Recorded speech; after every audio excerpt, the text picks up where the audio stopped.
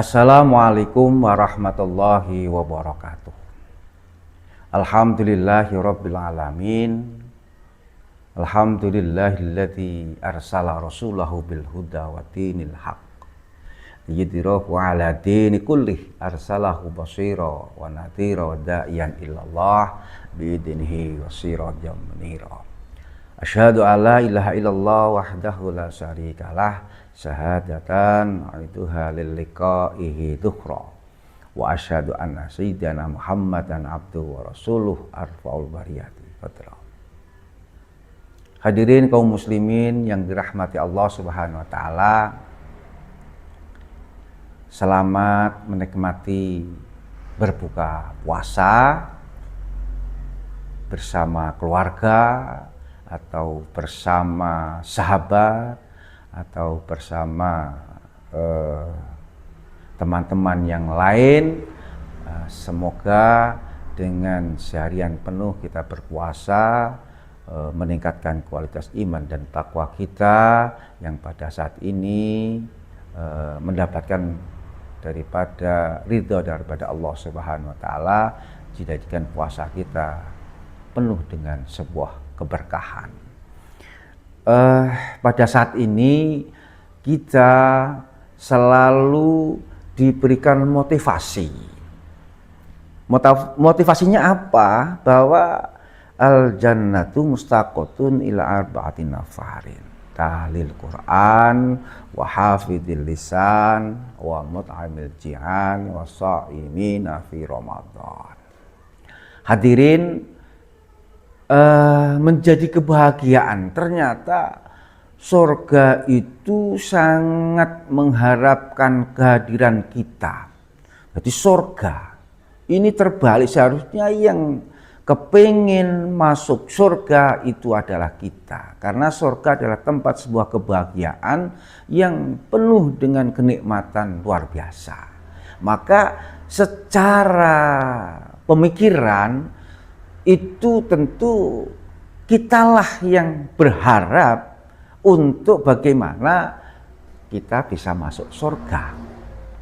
Tetapi hal ini yang merindukan daripada kehadiran masuknya di surga itu justru surga itu sendiri. Maka disampaikan tadi bahwa surga ini sangat merindukan kepada manusia yang hidup di dunia ini. Siapa beliau? Yang melaksanakan 4 perkara. Yang pertama adalah talil Quran, di mana kita ini harus meyakini dengan semuanya yang namanya Al-Quran itu adalah hudalin nas, hudalil muttaqin. Ini Al-Quran sebagai pedoman yang harus kita jadikan sumber totalitas di dalam kehidupan di dunia ini untuk mendapatkan surga di akhirat nanti. Maka tahlil Quran ini menjadi bagian yang harus kita pahami dan harus kita laksanakan biar kita ini dirindukan oleh surga. Kita baca Al-Quran, ya ta? Kita baca Al-Quran dengan baik dan benar, sekaligus bagaimana kita ini untuk sedikit banyak Al-Quran itu kita pahami sehingga mampu untuk kita laksanakan sebagai pedoman hidup di dalam kehidupan dunia ini. Tahlil Quran. Yang kedua adalah wahafidhil lisan. Wahafidhil lisan ini maknanya menjaga daripada lisan, di mana lisan ini adalah menunjukkan bukti bahwa hati ini harus sesuai dengan apa yang keluar dari lisan kita. Kita jaga lisan itu, menjadikan alat komunikasi untuk menyampaikan, untuk menyapa dan sebagainya.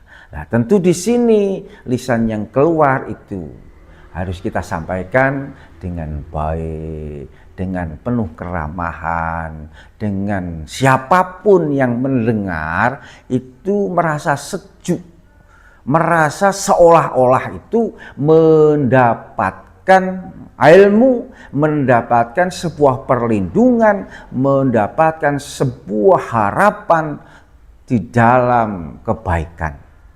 Ini wahafidil lisan wa mut'aimil ji'an, ini yang ketiga, yakni mut'aimil ji'an ini, kita ini karena manusia dengan tidak bisa hidup sendiri, manusia adalah makhluk sosial yang perlu interaksi kepada manusia lain. Tentu di sini sikap empati, sikap kedermawanan, sikap sosial, sikap baik kepada siapapun, kapanpun, ini perlu kita laksanakan sebagai bentuk yang namanya saling membantu, saling memberi, saling membutuhkan. Ini penting.